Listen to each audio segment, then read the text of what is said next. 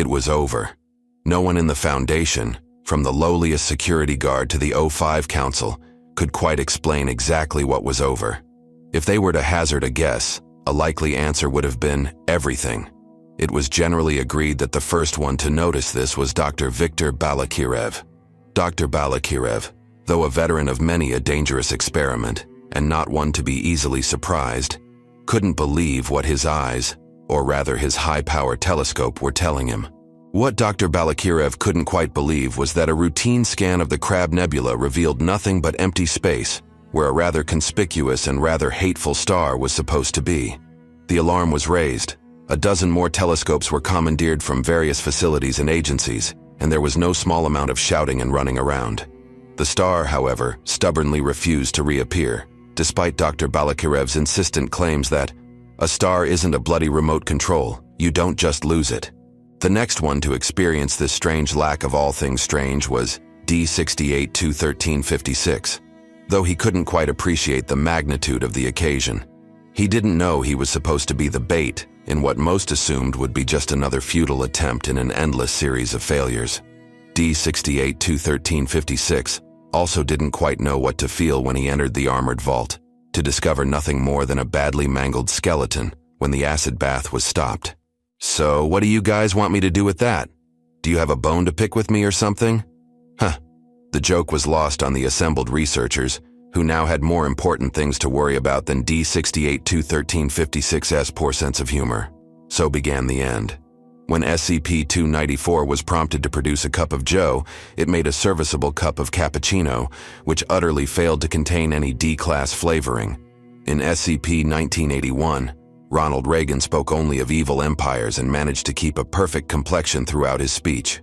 SCP-902 was opened and discovered to be empty, and no one could quite remember why they feared it so much in the first place. SCP-076 was found to be similarly empty, though no one forgot what scared them about it. When SCP-1867 was asked if it realized it was a slug, it didn't think for a second to object, since it very clearly was. Besides, it didn't understand the question. SCP-085 was gone from its canvas, and its inky plains and fields felt bare and empty without the presence of the young woman who once inhabited them. They found the clothes which once belonged to SCP-1440 near the top of Mount Everest. Next to them, a single word was written in the snow: free. Around the world, the echoes of the end became seismic shocks, and no one was spared from their influence.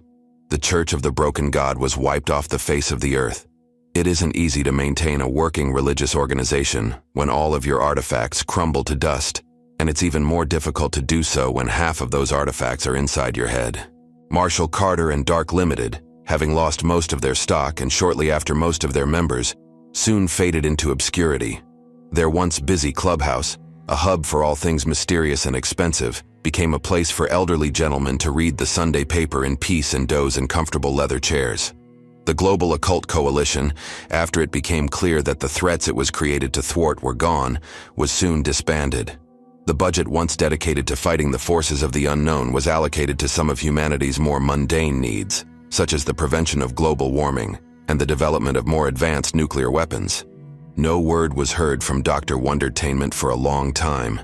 A year after the end, a new line of Dr. Wondertainment toys was released. While Dr. Wondertainment's Shooty Man's Vengeance was a perfectly decent game, it was clear her heart wasn't in it. When Foundation agents arrived at the current supposed location of the factory, they found nothing more than an ordinary canned vegetable factory. The capital F was clearly no longer needed. The Serpent's Hand lost a considerable number of its members, and with no cause to rally behind, was destroyed by the Chaos Insurgency. The insurgency itself soon tore itself asunder like a mad dog biting at its own innards. Very few were left to be caught and executed by the Foundation. The members of Are We Cool Yet never did become cool. Nobody was never heard from again. The Unusual Incident Unit continued chasing flying saucers and reports of Bigfoot, this time entirely unrelated to SCP-1000. Its agents didn't really notice. The Foundation, as resilient as ever, was the last one standing. As the years passed, however, the reasons for its continued existence grew fewer and fewer. With all things anomalous gone, the Foundation had lost its purpose. Site after site was closed down, personnel were let go, or, in the case of the few remaining D-class, terminated. Soon, only one part of the organization remained. It was the last meeting of the O5 Council. There were no heartfelt speeches or commemorative plaques, because even at its end, the O5 Council was a serious body of men and women who didn't muck about with nonsense. Instead, there were a few handshakes, a few quiet words, and mostly a whole lot of silence. Finally, one at a time, the former members began to leave, until only 2 were left. "So, that's that, I suppose," said 054, rolling a cigarette. Smoking wasn't allowed in the boardroom, but there was no one left to object. Is this it? Everything we worked for, all of our sacrifices, just worthless?" asked 0511, staring glumly at the floor. "Now, I wouldn't say that. We kept the peace while we were needed, and we did so as best we could. We're simply not needed anymore. Shouldn't I be happy? All of those terrible things we kept locked in are gone, after all. Humanity is finally safe. From everything but itself, yes. Then why do I feel like some toy, used and abused, then discarded when it is no longer useful? It's just the way things are. We were the jailers, the wardens holding back the storm.